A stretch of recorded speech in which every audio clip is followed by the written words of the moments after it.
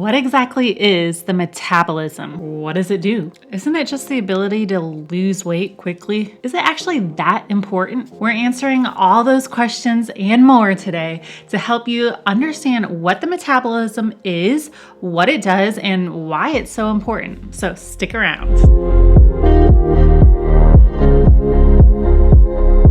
Hey there, welcome back. If you're new here, welcome. My name is Britt, and I'm a holistic nutritionist and health coach dedicated to helping you relieve some stress, nourish your body well, heal your metabolism, and overcome fatigue that I know many of us are dealing with on a daily basis. Okay, so let's dive in. What is the metabolism? I did share a little bit about it in my last video and how the metabolism relates to digestion and leaky gut. So you can go back and watch that video. And if you follow me on Instagram, I'm at Nourish with Britt. You probably have seen me share some about the metabolism there. But let's back it up a little bit and talk about what exactly the metabolism is, what it does, and what makes it work. Okay, so cellular metabolism is a sum of all the different chemical reactions that go on in the body's cells. There we go. That's it. That's the metabolism. See ya.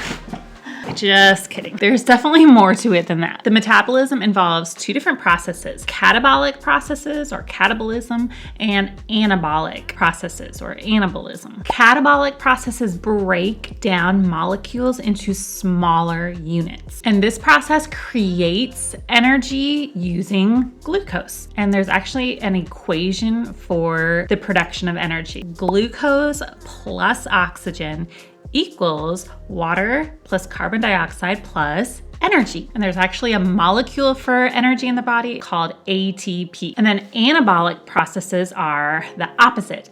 Anabolic processes build molecules using the smaller units. And these processes don't create energy, they use energy that catabolism created. So some of these processes include building muscle, strengthening bones, producing hormones, storing excess nutrients, and producing glucose from fat or muscle stores when the body's not getting enough glucose. So those two processes of metabolism work together. So altogether, metabolism involves the process of breaking down food into all of its little components: the sugars, the amino acids, which are the building blocks of protein, the fatty acids, the vitamins, minerals, and toxins. And then it's able to use glucose that it broke down from carbohydrates, mix that with oxygen to create energy.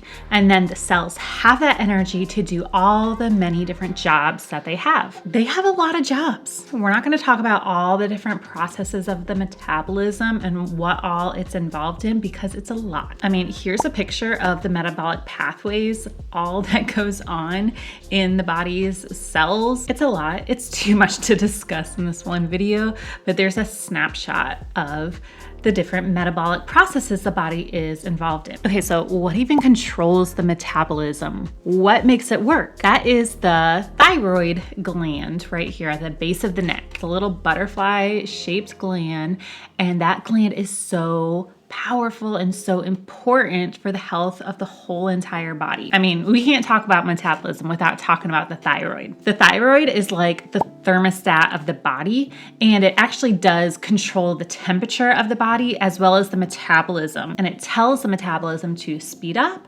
or to slow down. And we'll talk more later about what kind of things make the metabolism slow down. Okay, so the thyroid produces the hormones T3 and T4. And what even tells the thyroid to produce those hormones? There's two glands in the brain that are responsible for that: the hypothalamus and the pituitary gland. They're like the people that set the thermostat for what temperature they want it. And then the thyroid makes sure that the house is at that temperature. First, the hypothalamus releases a hormone called THR, or thyropsin releasing hormone. And it releases that to the pituitary gland. And when the pituitary gland sees the THR, it releases TSH, which is thyroid stimulating hormone. And it releases that TSH to the thyroid.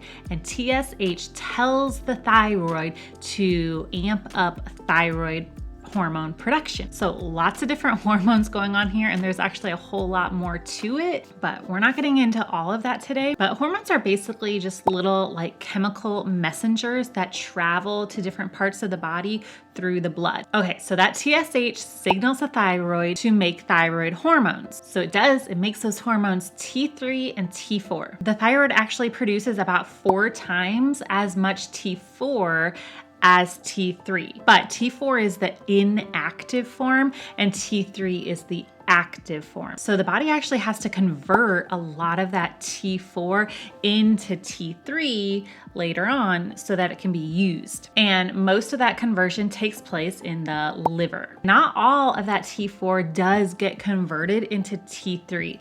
Some of it instead gets converted into reverse T3, which is not usable. Every single cell in the body has a thyroid receptor to regulate its metabolism. And at that thyroid receptor, either T3 or reverse T3 can attach to it. And we want T3 to attach to it, not reverse T3. Okay, so when the T3 is able to get to the cell, it regulates the cell's metabolism. So it tells the cell how quickly or how slowly to create energy and perform their jobs. Every single organ, tissue, and cell in the body depends on thyroid hormones and needs energy. Energy is needed to do everything from breathing to digestion to hormone production, moving our muscles, absorbing nutrients, detoxing toxins that are in our food, in the air that we're breathing, and other things we're coming in contact with, as well as detoxing out excess hormones. Energy is needed to create healthy hair and healthy skin. It's needed to fight off sickness and literally everything else in the body. So metabolism is a really great picture of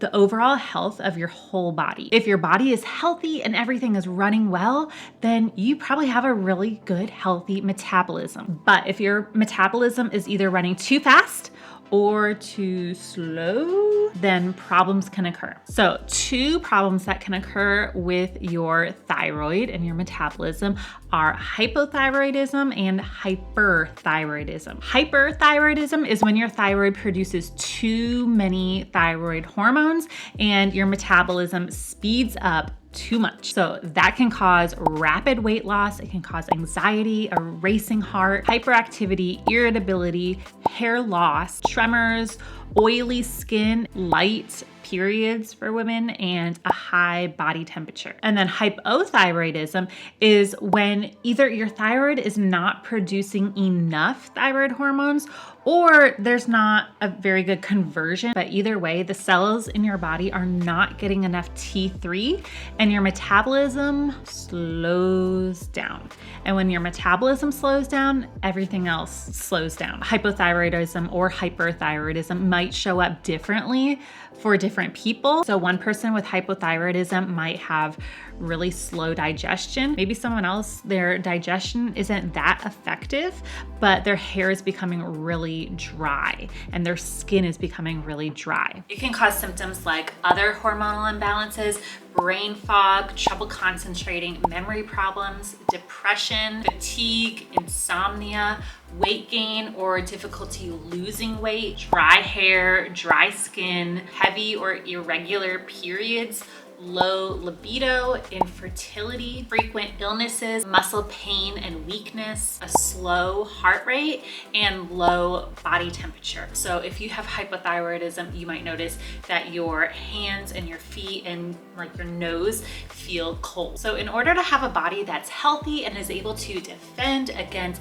viruses, allergens, and other pathogens, and is able to manage stress properly, digest and absorb nutrients, maintain a healthy weight, maintain good, stable energy throughout the day, and do all the functions that it's supposed to do, it's important to make sure that we are supporting our thyroid and our metabolism. We want to have a healthy metabolism that's not too fast and not too slow. So that's it today for our overview on the metabolism, what the metabolism is. It is definitely way more than just the ability to lose weight quickly. We'll talk more later about how exactly to go about supporting the metabolism to make sure that we have a healthy body that is full of energy. Be sure to subscribe and hit the bell button so that you're notified when I come out with my next video. And comment down below. I'd love to hear from you. Which do you think best describes your metabolism? Do you think your metabolism is running fast or slow,